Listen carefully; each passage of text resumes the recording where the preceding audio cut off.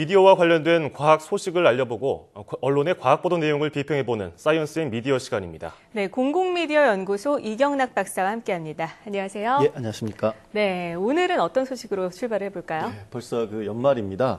아무래도 연말이 되면 사회 문제나 경제 문제 등 여러 가지 이슈들에 대해서 다양하게 정리를 하게 되는데요.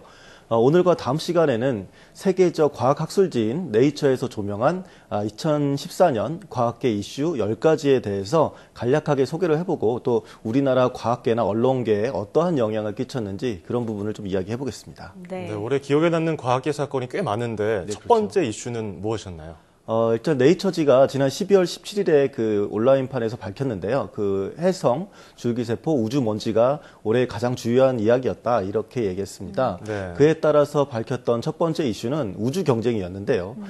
올해 아시아 국가들은 경쟁적으로 우주에 진출을 했습니다. 그래서 우선 지난 9월 24일 인도 우주개발기구 ISRO가 만든 화성 탐사선이 화성 궤도에 진입한 것 이것을 꼽을 수가 있고요. 네네. 이 경우에 이제 특히나 처음 시도에서 성공을 거둔 것이었기 때문에 우주 개발사에서 유례없는 성공이다 이렇게 보여지고 있습니다. 그리고 또 일본의 경우에도 12월 3일에 두 번째 무인 우주선이자 소행성 탐사선인 하야부사 2호를 발사를 했습니다. 네. 중국에서도 작년에 창어 3호가 12월에 발사되고 올해 이제 달 탐사를 했던 것까지 합하면 매우 이제 큰 성과나 우주 경쟁이라고 볼 수가 있겠죠. 네, 그런가 하면 우리나라에서도 우주항공 분야에 대한 움직임이 조금씩 일어나고 있는 상황이죠. 네, 그렇습니다. 어떻습니까?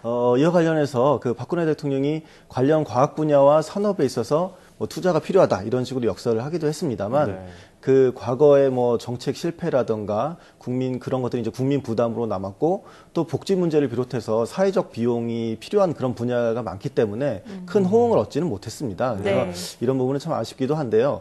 장기적으로는 당장 이렇게 직접적인 경제 효과와 관련이 없더라도 그래도 이제 순수과학이나 우주과학, 항공과학 이런 분야에 적극적인 투자가 장기적인 투자가 필요하다고 생각됩니다. 네, 단기적으로는 드러나는 게 없으니까 우주 산업 개발에 돈을 덜 쓰는 게 문제인데 장기적으로는 어쨌든 돈이 들어가야 할 것 같습니다. 네, 그렇습니다. 그런가 하면 외국에서는 개인 투자자들이 이런 우주 산업 개발에 뛰어들고 있는데 어떻습니까? 그렇습니다. 2014년은 아까도 말씀드렸지만 인도나 일본 그리고 이미 선진 우주 기술을 강국으로 이제 올라선 그런 중국 등의 그런 아시아 국가들의 경쟁이 굉장히 두드러졌던 반면 가장 또 한편으로 앞서 있었던 상업용 우주여행 분야의 경우에 좀 비극이 일어나기도 했습니다.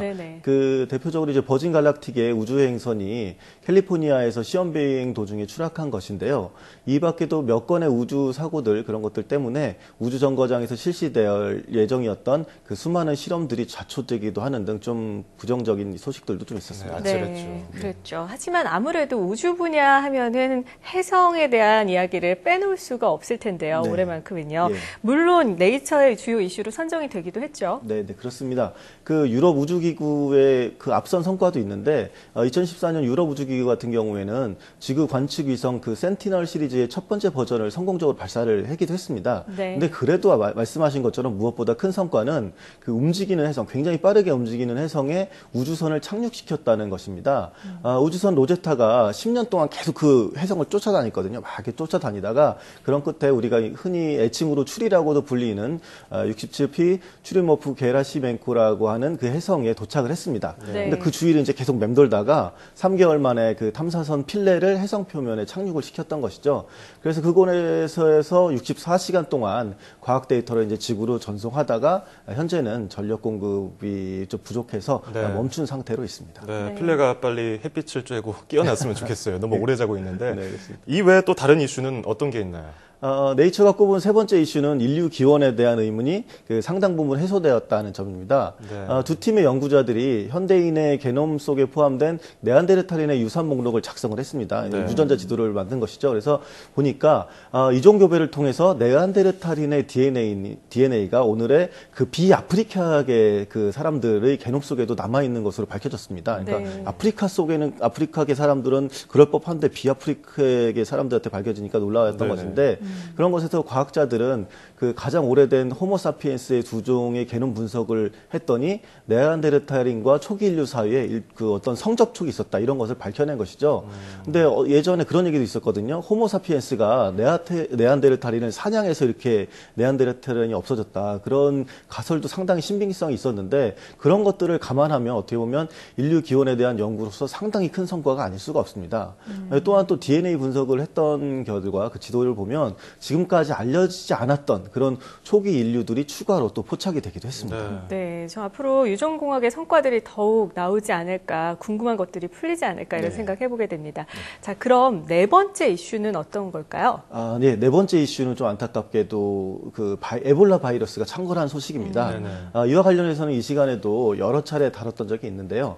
에볼라가 처음 발견된 1976년 이래로 최대 규모로 이제 발병을 했고, 현재 그 기니, 라이베리아, 시에라리온에서 약 6,800여 명의 사람들이 사망을 하는 상황입니다. 그래서 첫 번째 에볼라 환자는 작년 이맘때인데 2013년 12월 초에 기니에서 사망했던 2살 배기 아이인 것으로 이렇게 추정이 되고 있습니다. 그런데 이 아이에 대해 이제 사인이나 이런 것들 역학조사 이런 것들을 유전적으로 좀 분석을 해봤더니 그 뭐 어떤 동물과 단 한 번의 이렇게 접촉, 그 한 번의 접촉으로 이제 에볼라 바이러스를 받아들여서 인간 전체에 이렇게 전염된 것으로 이야기가 되고 있습니다.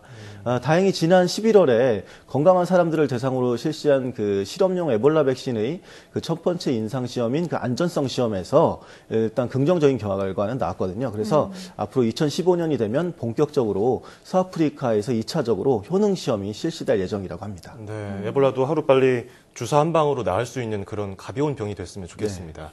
자, 끝으로 오늘 전해주실 다섯 번째 이슈는 뭔가요? 예, 이 분야는 보통 시청자들께서 많이 접하시지 못한 그런 분야인데 바로 우주 먼지라고 하는 것과 관련된 이야기입니다. 그 올해 3월에 그 일부 천문학자들이 빅뱅의 중력파 증거를 발견했다 이런 식으로 보고를 하면서 엄청난 파장을 일으켰습니다. 이것이 이제 가설로만 여겨졌던 그 초기 우주가 기하급수적으로 이렇게 팽창을 했다가는 그 빅뱅 이론을 입증하는 것이었기 때문에 그랬는데요.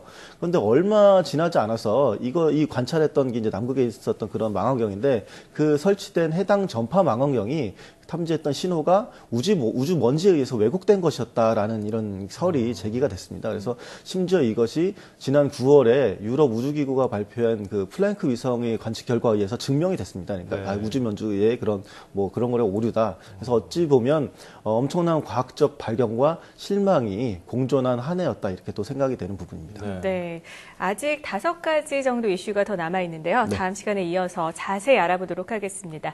자, 지금까지 공공미디어 연구소 이경락 박사와 함께 네이처지가 선정한 올 한 해 주목받은 과학계 이슈에 대해서 살펴봤습니다. 오늘 말씀 고맙습니다. 네, 감사합니다.